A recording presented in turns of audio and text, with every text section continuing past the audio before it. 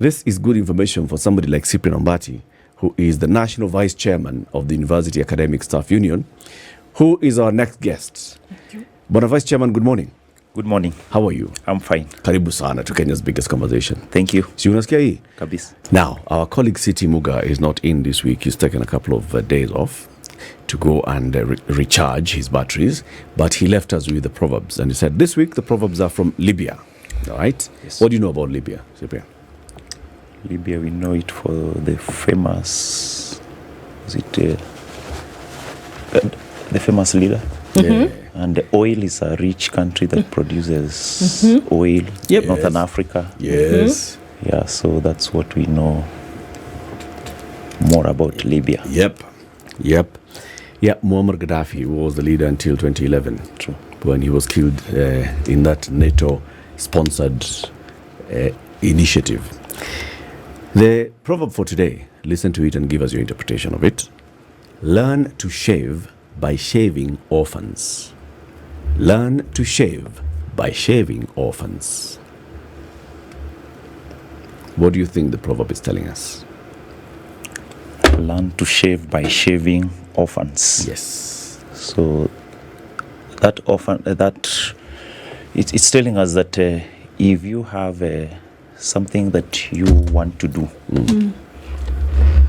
you better first offer it to those who are needy before you start taking it to a place like a market to sell or where people can now purchase that commodity.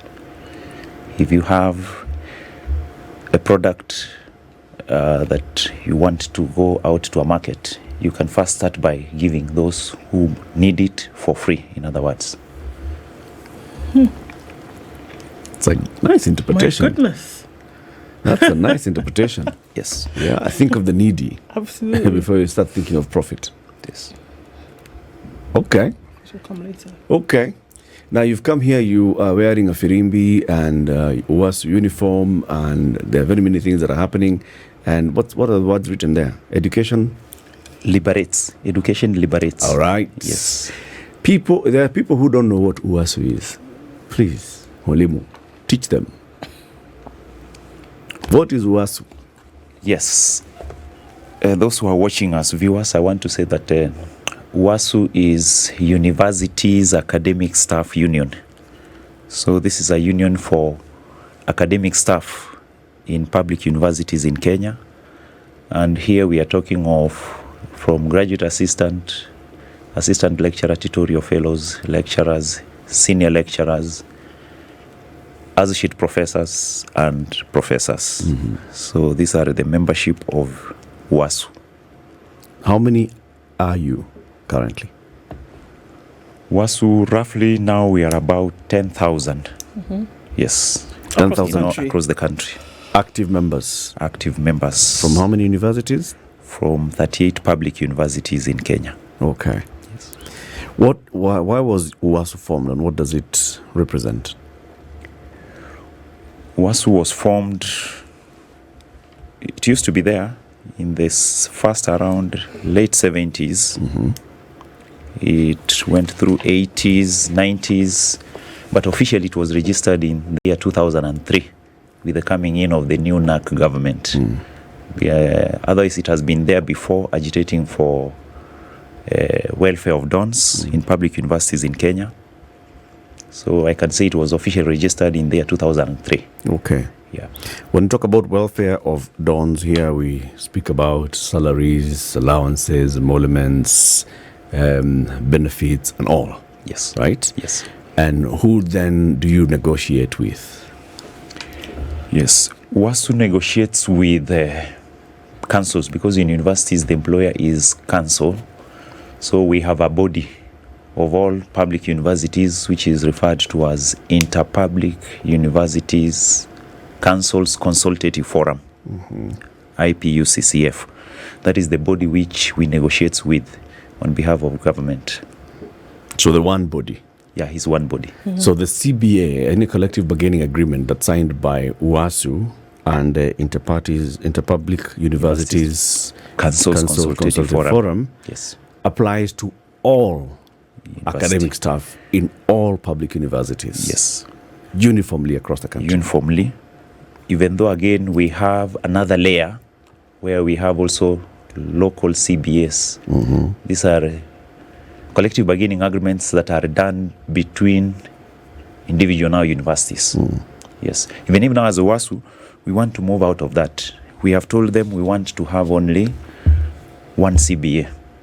So currently as we have national CBA, which has some items, and then we have local CBA. Okay. In fact, one of the reasons why we have this strike is because we had agreed that we want a number of items to be removed from what we are referring as to individual or local CBAs, whereby Kisii University has a CBA, Kenyatta University has a local CBA touching on one or two items, but we have a national CBA that cuts across and is implemented uniformly. What are the benefits of having the individual CBAs? There must have been some benefits. The way it was agreed initially, the national CBA used to negotiate basic salary and house allowance only. And you find now what that means is basic salary and house allowance across public universities is uniform. Yep. But we have other rates which are now applicable in each university. Maybe, for example, professorial allowance, book allowance, medical issues, promotion and all that. You find sometimes those are at individual university. And now we have realized, even with the coming of SRC, that where we are, this leads to differential pays. Because one university will decide my medical benefit will be like this. Another one is having a different. Yet, the criteria on how we are promoted and appointment is the same. So at the end of the day, you get that workers in different universities are earning different salaries. Yeah, because of those differential treatments in each of the local CBAs. And that's not encouraged. You prefer that it would be standard across board? Yes, we want it to be standard so that a lecture in a public university is the same all over. Okay. In fact, we agreed this, we have a recognition agreement where we agreed that some of these items now with IPUCCF, let us bring them to the 2021-25 CBA. And that's one of the reasons why we are on strike. So why was that not accepted? They ran away wanting us to do it the old way, which creates disparities, and our members are not happy about it. Yes. Why would they do that, from your thinking? Why would they, knowing very well that these are some of the elements that were brought into a 2021-2025 CBA, and the reasons as to why that, was preferable were laid bare? Why would they come back and make sure that there are disparities amongst this pay? Because that's what we're talking about now. Yes. If we're trying to make the pay standard across board, all public universities in the country, if a lecturer is earning 250,000 shillings, let it be. It doesn't matter where they are, right? Yes. Why would they come and then go against that? It seems to make sense that they would want to see some kind of uniformity across board. Yes. So this shows that we lack seriousness with our negotiating social partners, IPUCCF, because once we have agreed on a matter, signed a recognition agreement, then we should honor that agreement by doing that. But now when you come to the negotiating table, again we find they want to say, let us do it the way we have been doing it before, which our members are saying no. Because when you tell us to only negotiate basic salary and house allowance, the rest of the items, we can negotiate them at individual university. Okay. Then they continue creating those disparities, whereby, and again, now they will encourage our members to start moving from one university to another. You are teaching in Moi University, then you will switch to go to Kabianga because you will think Kabianga has better terms. It has a better terms than this. And as we are saying, let everything be standard. Just like maybe for teachers, it doesn't matter where you are teaching. Yeah. Your grade, even if you are taken to another school, the pay is the same. Yeah.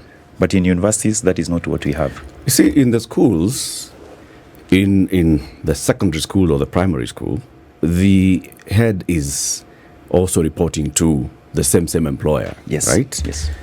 In terms of the councils, each university is an entity. It's a going concern by itself. Yes. Okay? Let's just look at where the merits would be. Yes. if you are sitting in the council of Kabianga University, for instance, and as a council you have looked and seen, we want to attract the best academic staff. We want to attract also, the best so that we can get, for other reasons, we can get the better funding, we can have better research grants. We want to be we want to be the best university, public university in Kenya and the best university in Africa. As a council, that's what we're thinking. Mm-hmm. So we want to attract the best talent. We want to have control of our terms of employment. We want to sweeten the deal for people so that they can come to us and leave the other public universities and private universities. Does that not make sense? That each council then wants to look at how do we attract and retain the best? Yes, that has failed so far, this far, because it has been tried. Now we want to go to something else. Because if you look at maybe, for example, schools do perform in as much as TSC is one employer. We have schools that perform and others that don't perform. There is nothing like this is going to attract, because it has totally failed. We have not seen it. In fact, it is now being misused, whereby if you are in one university, they decide to sit on those people. They don't give them what is desired of them. They don't do promotions. So at the end of the day, people are demoralized. And at the end of the day, what happens? It is our students who suffer. Let us have a one uniform CBA. If possible, let us have everything housed centrally, so that now our people will be able to have treatment that is equal. Even SRC, one reason they were brought on board is to avoid these disparities, so that you don't feel that if I'm working in that university, I should be having a better pay than somebody else who's working in another university. Let us all be treated equally. If I want my pay to be better, then that can be done through promotion. If I achieve what is required of myself, they will promote. And again, nothing stops councils to have even some incentives. Those are there. They are allowed in the public, where if you are an outstanding employee, then they can be able to reward you in a different way and nobody will complain. I think that will be better for us. But what we have, it has already failed. There is no need again of experimenting on that. When you say it has failed, do you want to tell me, Cyprian, that there are no dons, academic staff in a university who feel that at least our university, because of the local CBA that we have signed, yes, we are getting a good deal? Are you saying that all university academic staff in all the 38 public universities have a complaint with all their individual CBAs? From our statistics, I can report a majority. We have a very few, but now when you look at our membership, majority are suffering because of these local issues. A case in point, let me talk of medical. Okay. When you look at the medical benefits, you find one or two universities may have good benefits medically. Others will have a medical scheme that you will not even understand. For example, they will say, we will be paying you 3,000 shillings per month on your pay slip, and we are done with you. As a medical allowance. As a medical allowance. You know very well, with the economic times we have, if you pay me 3,000 shillings, there is no way I'm going to save awaiting an ailment. Then I say I can go to hospital. By the time I face that, you cannot even the money is not there. You can't take up a proper insurance with 3,000 shillings a month as premium anyway. And in any case, human beings, if you give me that money, I will spend it. I'll not go, because for now I'm in good health. I don't know about tomorrow. Yes. So if I get the money, I'll say, let me use this money for A, B, C, D. Then all of a sudden a disease or an illness comes in. Then you are left there. So those are some of the things we are saying. But the local branches of the UASU in that university agreed to that. And they signed the local CBA. Now, the other thing that is making us to disagree with some of them are not even signed. In a university we have terms of service, which when you are employed, that's the first thing you are given. And most people, when they are coming in, you see, you will not argue there when you are receiving your letter that, yes, I want to understand before I sign. The first thing is, you are hereby employed, you will sign and agree. I've gotten a job. Even if you open and see it is 3,000, most people will just say, let me take this job. Then you start arguing when you are inside. So that's where we have a problem. And most of those universities don't even have those CBS. They will tell you, refer to our terms of service. Terms of service sometimes were done unilaterally. unions were not there when they were being placed on the table. It was only the council that was there. So those are some of the disadvantages with the current system that we have. And therefore, we have said in 2021 CBA, let us have those items. In fact, we agreed. It's only that they have renegade on what we said that time. So where are we now in terms of the obviously, we know that there's a break in those communications, and that is what has led to the strike that has been called on, and it went into activation yesterday, right? Yes. So what was said, or in this case, not said or not agreed upon in uniform non-agreement? Yes. That then now said, okay, UASU said, we've tried, but we can't. What was that? The reason why we are on strike now, those who are viewing us so that you can be able to understand, public universities are in a mess because of either poor leadership, because of councils that are not working the way they ought to work, and they have brought us to where we are. In our CBA, we have disagreed on a number of items. One, we have our basic salary. In public universities, since 2017, we have never received a pay increase. According to SRC, we should have a pay increase after 4 years. So 2017-21, now we are in 21-25. And this means that July 2021, we were to get a pay increase. We submitted our CBA to IPUCCF, a proposal, in September of 2020, so that within 30 days or so, we start negotiations. Come December, we are clear with the negotiations, money is allocated and all that. Come July 2021, the CBA begins. We have new salaries. That didn't happen. So we are here, no salary increment. Our other social... since 2017? The last increment was July 2017. Okay. Yeah, so that means all public universities. So we were expecting to get an increment in July 2021. To date, there is nothing. When we gave the CBA, they dilly-dallied with it, nothing. They haven't come to the table. We only met on the table in the year 2023, last year. So we started negotiations. We have done about 10 or so national negotiation meetings. And the last one was shortly before we gave our strike notice. Yes, we have disagreed. Yeah. They have not given us anything meaningful. Instead, they are telling us that some of our members will receive a 0%. In other words, no increment. And that's the best that they gave in terms of some from the other side of the table. There wasn't anything else substantial that you could then say, all right, let's work with this. It was either that or silence? Not really. They gave a 7% increment to the higher cadres. And who are I'm those? talking of professors and associate professors. You see?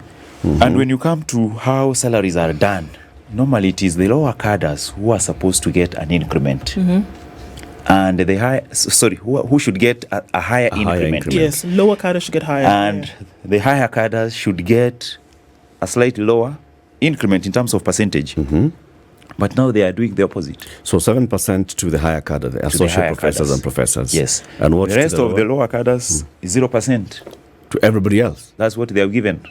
If now I talk of even the rest of the staff from grade 1, university we have grown from grade 1 to 15. But for academic staff, we begin from grade 10 to 15. So since I'm talking on them, 10, our members will get 0. Grade 11, 0%.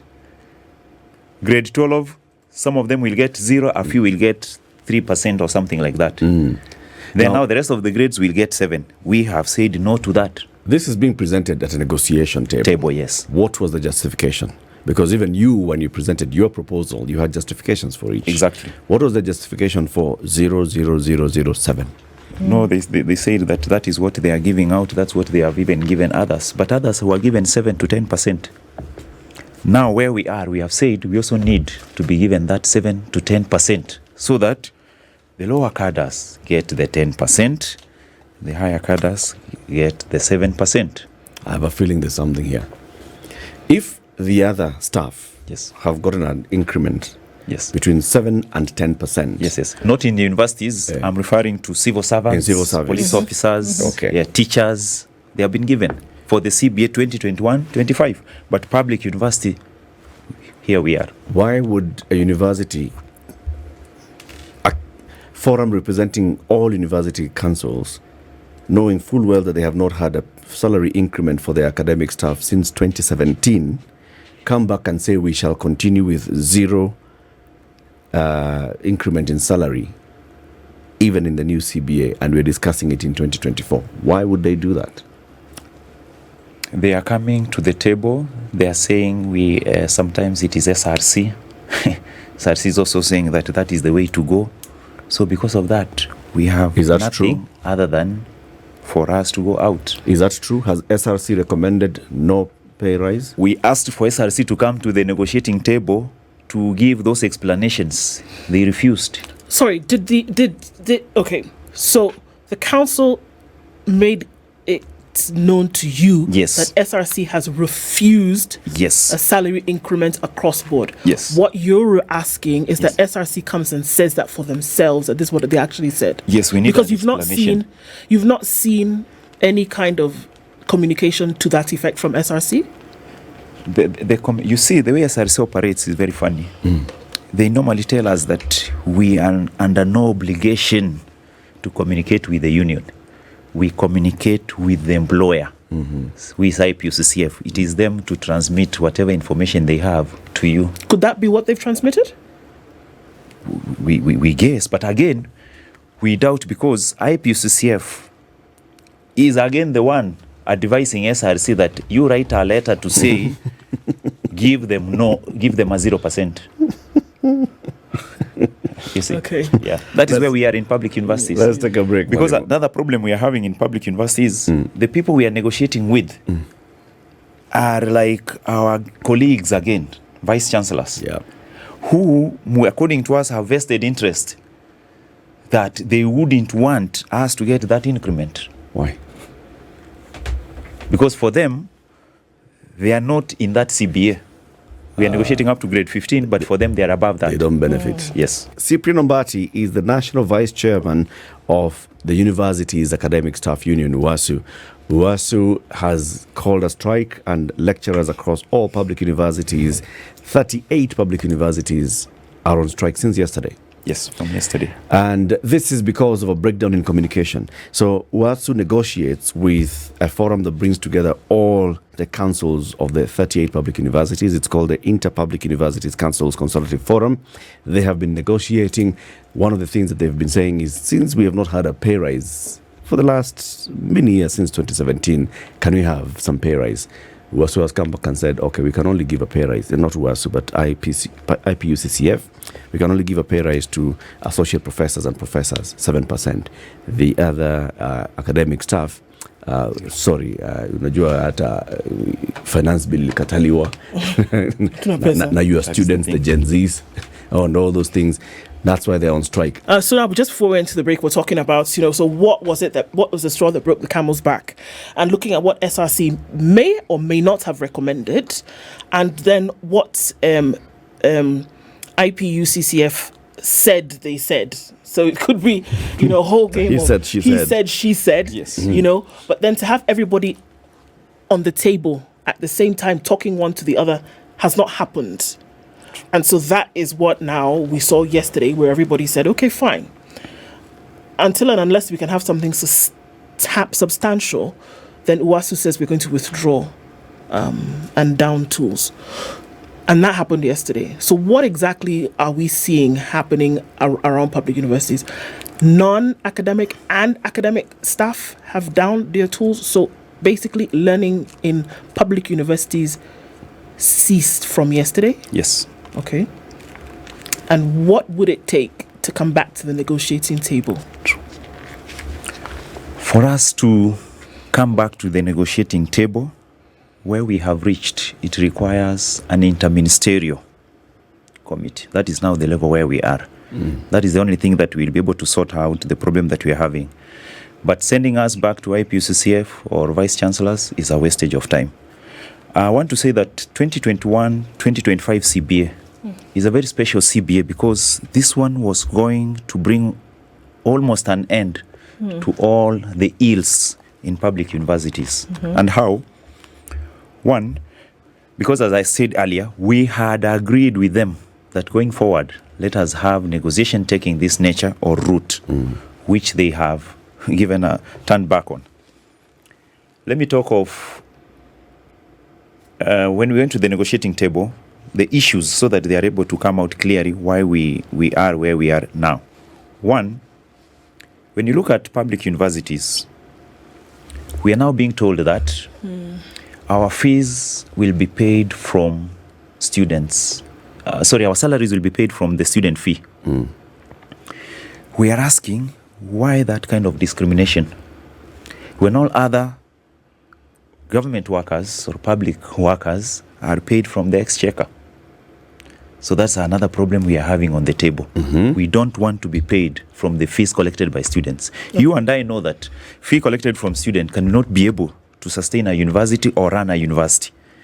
If they tell us that, then we expect doctors who are treating at KNH, doctors who are treating at Jaramogi Oginga Odinga Hospital in Kisumu, to also be told, together with nurses and clinicians, that whatever you collect as payment from fees is what pays your salary. Let is pay your salary.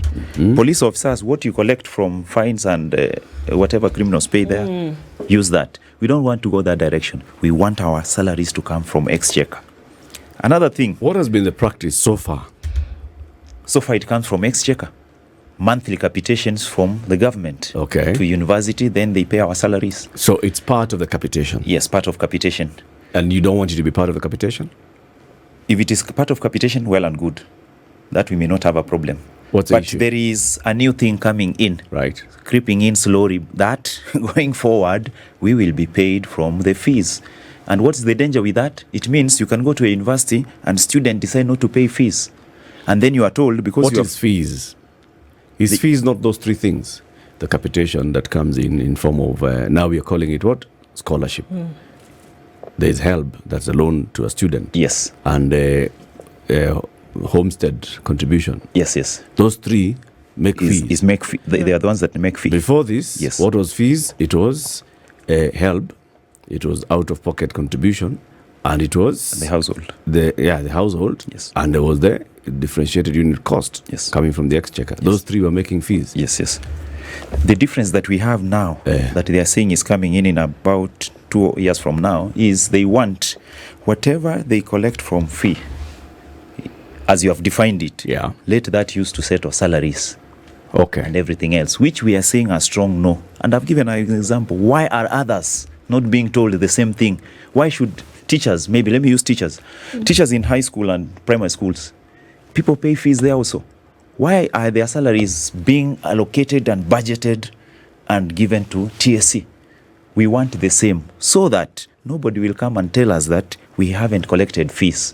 Students are not able to pay fee. So at the end of the day, we cannot pay your salaries. We can only pay depending on what we have received. As we are saying, you can take all those fees if you want, but pay us from exchequer. The other problem that we have is harmonization. When it comes to public universities, as I said, you are a professor or a lecturer in one university and another one in another university. The pay is not the same because of differential allowances and something like that. We have said we want harmonization. It was there in the CBA. They have not addressed that because we want to have a pay that is equal across board. Okay. The other one, a question is, there, yes, just for clarification. A professor who is teaching the most expensive course in a university, is he paid the same amount as a professor who is teaching the least expensive course in the same university? Yes, that's what we have. Yeah. Should that continue being the case? Once you are a professor, you are a professor. Yes, because the requirement for you to be a professor are the same, depending whichever discipline you are doing. The professor, whether it's medicine, a professor of sociology, the requirements for them to reach there are almost the same. Okay, go on. Let me talk about the other issue that we have is annual increments. We have a problem there again. When you move across our universities, we have some universities that don't give annual increments to our workers. You find if your salary is 50,000, it is 50, 2021, 22, 23, 24. You know that in the public sector, salaries have annual increments which is given. It is there in law. As our people are suffering because they are not given that. Reason? Reason being, a university comes and says, for example, for us, we are not able now to give you the annual increments because the amount of money we receive from the exchequer is not enough. Mm-hmm. That has also led to universities not being able to remit pension, to remit loans. Okay. I have a loan with a bank. You go to the bank, they tell you the last 2-3 months we have not received your pay. But my pay slip shows they deducted the amount. When you ask the university, they say we are sorting that. Some of our members, they have, banks are now auctioning whatever property or something that they have so as to get to recover the amount. And that is one reason we are saying, let us have uniformity across public universities so that you don't feel differential treatment here. Another university is also doing its own thing. So those are some of the issues that we have. Like, for example, now in Moi University, they are out. For the last 4 months, nobody has addressed their issues. Technical University of Kenya, they have been out. In fact, if you look at the mess in universities, like I can see it here in the newspaper, it totals to 75 billion shillings. That is what they need today. If the government provides 75 billion, then most of our problems will be solved. They promised that during campaign. Nothing has happened. Egerton University, if I talk about Egerton University, you are given a pay slip. You are given a salary that is not 100%, maybe 50% of your salary. You are told this other one is deferred pay. It is written there in your pay slip. It is accumulating month by month. At the end of the day, you find like you are being told, we owe you for the last 3 or 4 years, we have you at 2.5 million, which they have not paid you. Tell me, how will that lecturer deliver in a class? Yet he has not been paid. Nobody has addressed that. I hope now you are getting our point, why we are saying let us have one treatment across board so that our problems are solved once and for all. We saw education charter during campaign. You were there. In fact, you are the one who interviewed them. What they said there was very sweet. But now what is happening is very different. They took a ground. Yes. Because they said, going forward, nobody in university will have a deferred pay. Our people have not received that. Technical University of Kenya, here in Haile Selassie Avenue, their pension scheme has gone under. You have been contributing for the last 15-20 years, money awaiting your retirement. Now when your retirement is coming, the university tells you, we are sorry, we don't have money, including your own contribution, which you have evidence from payslip that they deducted this money. It's not there. Where is the problem? Again, the other problem is the financing at higher education. The government must accept that public universities must be funded by public. Forget about these formulas of the fees, model, I don't know, band 1. Those are good only to the public, sweet to them sometimes, but the reality is they must sit down and have a way to finance these universities so that we don't go under. So those are some of the items we have in our CBA, which we feel if they are addressed, and as I said, at the interministerial level, so that we don't want to go and meet the CS education. You talk to him, and yet the CS treasury is not aware how much is required. They have not set aside our money. Do you think it's an issue of inadequacy of funding? Not really.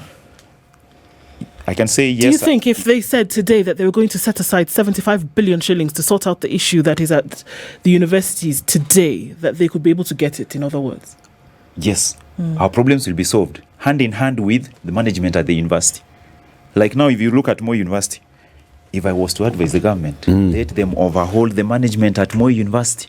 Let us have a fresh management. But as you have said, if government today sets 75 billion, then our arrears will be paid, our pension will be paid, our bank loan arrears will be paid, our harmonization will be done, and they sustain it going forward. The problem we are having is this treatment where we are treated like not Kenyans. If you look at civil servants, for example, have you ever seen them complaining? Another issue we have is car loan and mortgage. SRC gave car loan and mortgage in the year 2015. We are now 10 years. Public university workers, they have never seen it. Civil servants have received it.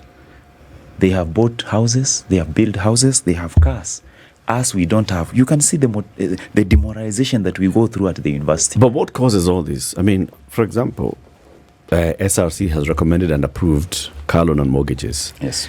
And none of the universities has been able to implement it so far. You talked about the others that are in law. I mean, you're supposed to get an annual increment if you're working in public service. Yes. It's an expectation. Yes. None of the universities has done this. Yes. What's causing this? The problem is inadequate funds. Kenya has money. Inadequate funds where? From government to universities. Because if they use the formula they are using, because there is nowhere worldwide you can use fees to sustain a university. That one, forget. Fees is just a small percentage on what is required to run a university. And government thinks that through loans, bursaries, and what they are calling as household, they will be able to run a university. Forget about that. Because that is, for example, let me ask you, if we were to do a library of 1 billion shillings for a university that has maybe a capacity of 30,000 students, Yep. the amount we collect from those 30,000 students in form of fees, I can tell you, cannot reach even 1 billion. It will be somewhere in the neighborhood of 400, 500 million. Per year. And then we have other operation costs within the university. So that is where we have a problem. What we have with the government, they are doing is, vice chancellors are public employees also. Yeah. So if the CS, the PS are their bosses, they give you, for example, a university requires 250 million per month in order for payroll. Then you are given 100 million. You are told, you see how to do that. You are also a leader. Where can you muscle 150 million in a month? Because at the university, we don't sell.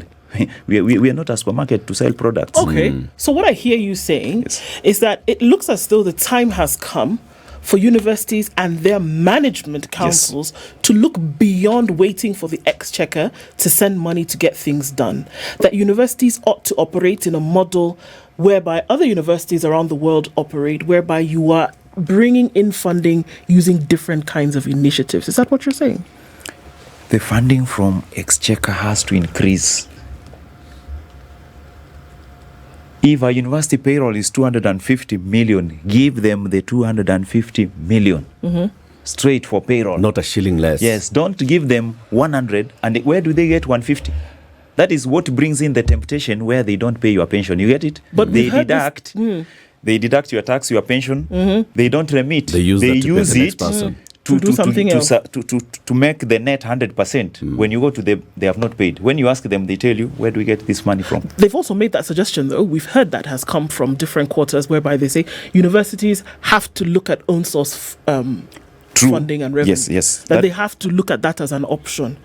Is it something that can work in kind of symbiosis, or are you saying no? First of all, if you know that the payroll is this amount, exchequer, deliver that money, and then these other sources of funding that you talk about, we can think about that. That one is encouraged, that universities can also be able to source, even council. And that's normally what we ask them. You as council, how much have you sourced? Nowhere.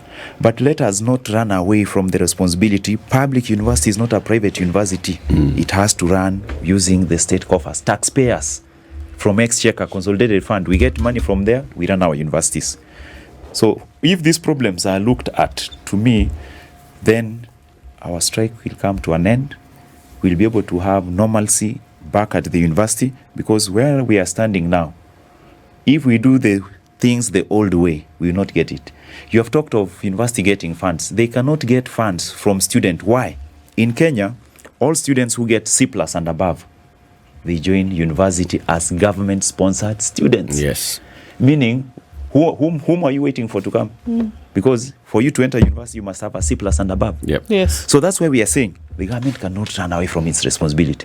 We have seen billions of shillings being splashed left, right to do things. Do we need those things? It's a high time we have a sit down and say, how do we do in terms of public university financing? Final but not least is to say, we require that harmonization. Let us be paid from exchequer like all others. If you come to promotion, our members are very angry. If you saw them on TV yesterday, and we have told members of management, even stay away from those people. Leave them to do their thing in strike. Because this is somebody who also has children he has been deducted money. It is Cannot something access that a is very loan. annoying. Loan is not being paid. In Moi University, a getting lecturer auctioned. told us, I have given my laptop to a duka so that I Shylock. borrow every day what to eat. When I get money, I'll pay. If not, then they can auction that laptop. Is that where we want to go? So we are asking all these things that the government has to give this serious thought. Cyprian, But how do private universities, how do they operate?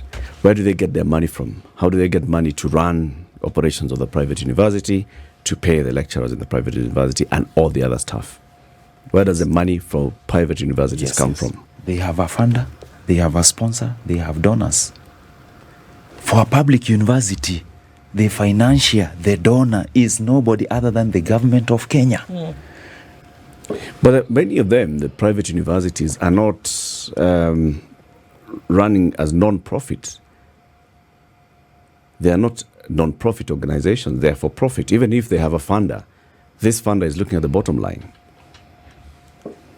So how is it that private universities are able to run their operations from the money that they, what are the sources of money for them? Well, you have just answered it. Yeah. You have said they are run as business. They have investors, people who have put their money there, and they know how they'll get it. But in public university, you see, the only person who can give money to run a state, because we are state corporation. But remember now, for public universities, we are not for profit making. Yes. You see, so what that means is the burden has to be borne by the government. Okay. World over, I can tell you for free, government institutions are run by government money, taxpayers. In Kenya, they want to bring a scenario whereby, for example, it is possible you can be able to run and generate from where. That's why I've said, what do we sell at university? So that you say by evening we have some money. We don't have. Okay. We've seen now that the Environment Court has actually given orders to halt the strike, to prepare for negotiations between both sides. The Labour Court. Labour Environment Court. Court. The Employment Court. What does that now portend? What would that mean? The court order? Yes. You're saying? As of this morning. I haven't seen it. As of this morning. Yes. So I mean, this morning. it's just news coming It's in all right. It's okay. that they've said, look, halt the strike and let's go back to the negotiating table. What would, I mean, obviously just coming to your ears now, but what would that mean? Since I haven't seen, I may not really comment on it. And since it's a matter of the court, that one I leave. I hope they have served our National Secretary General, who is the person to respond to that.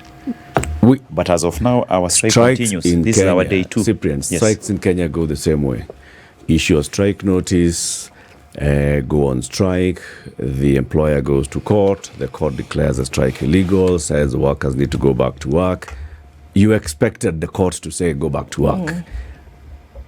That is what I've said. For now, I may not comment. I don't know even the content of that, but we respond. I'm going back to office. The National Secretary, maybe even by now he has responded on that. But as of now, as where we stand, this is day 2 of our strike.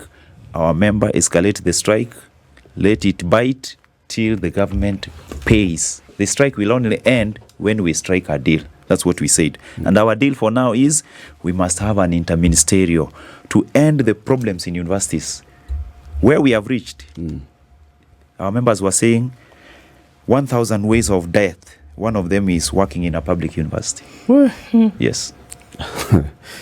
Cyprian Ombati is the National Vice Chairman of the University's Academic Staff Union. He's been our guest, telling us why all the university academic staff are on strike and what it will take for them to go back to work. This is the Situation Room, the only way to start your day.